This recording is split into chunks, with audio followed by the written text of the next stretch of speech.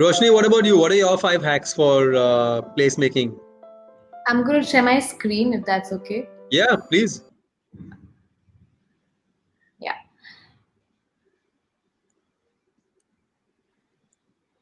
Is it showing? No, I don't think so. Not yet. Oh, there we It's are. coming. Yeah, It's it's coming. good. No, it's coming. It's coming. Yeah. Sorry. Huh. So I think more than hacks, I think there were just some ideas I thought about because I'm saying, okay, I'm talking to a session of placemakers. And I just think every time I think about what we can do with India, I just light up. They're like, I have, these are 5, I have 100, right? So the first one I would say is to enhance the experience of tour guides at famous monuments. Like, if you go to say your Rajasthan typical Udaipur fort, the same guy will tell you the same thing for like 10 years. You come go back 10 years later, again, he's going to tell you the same story. But how can we like maybe update his knowledge? Secondly, give him like fun tools and games and activities so that tourists can, sort of really experience the place. Like, close your eyes now, imagine this, now imagine the like, Ranis coming from here, right? And I think just rather, like educating them and making their whole experience an interactive one, which would be so great, right? Um, so one is that, like, look, just simple thing as tour guides and making them, because they are the guys who really, especially if you're looking at tourism, when foreigners come in, they're the people they meet, right? So they are actually our sort of point of contacts. They are our brand touch points, as we call it. So that's a nice point. Second is, I was thinking, if in smaller areas where it's not the Rajasthans of the world, but like smaller towns, smaller villages, tiny places of interests, right? Could the local school kids, sort of adopt that neighborhood and become the custodians, become the tour guides of that place?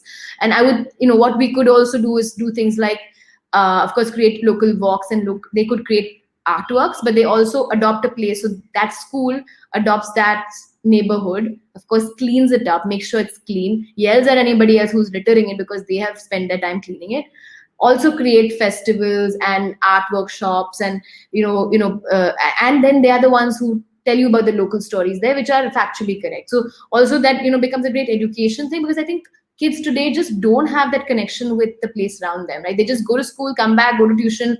There is no immersion where they are, and I think that's why a lot of people migrate from where they are.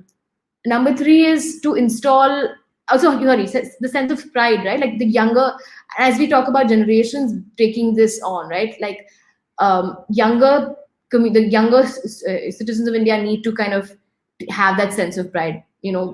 What we have probably not good enough. Number three is to sort of install simple plaques, yeah, around the area. Just give you facts and history and trivia, and like, who lived here, just information like, did you know, Gandhiji spent like 10 days in here doing this, for example, whatever. It just makes a place come alive with little storytelling, and that is literally storytelling. Like, this is sort of what Sarah was talking about, signage systems. So of course you have signage systems, but also why not have little signage just telling you a little story about the place.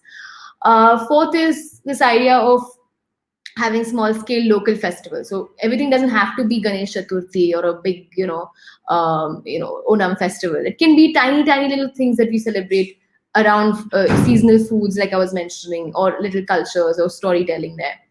And the fifth is, as I was earlier mentioning, a public space maintenance committee. We really, even if say the government doesn't do it, can we get local neighborhoods to create committees which make sure that certain areas, stay the way they are? And just simple things like have penalties, yeah. When people vandalize properties, have somebody, hawkers just come with the no hawker zone existing niche, like they're scraping off on ancient 1,000-year architecture. Like, what is going on, right? So why not? And then having maybe a special policing that to enforce all these things. I know it's a lot of work for the normal police to do this. Can't the tourism board take this on and say, okay, we are going to make sure that none of the touristic places, all of them have a policing system, right?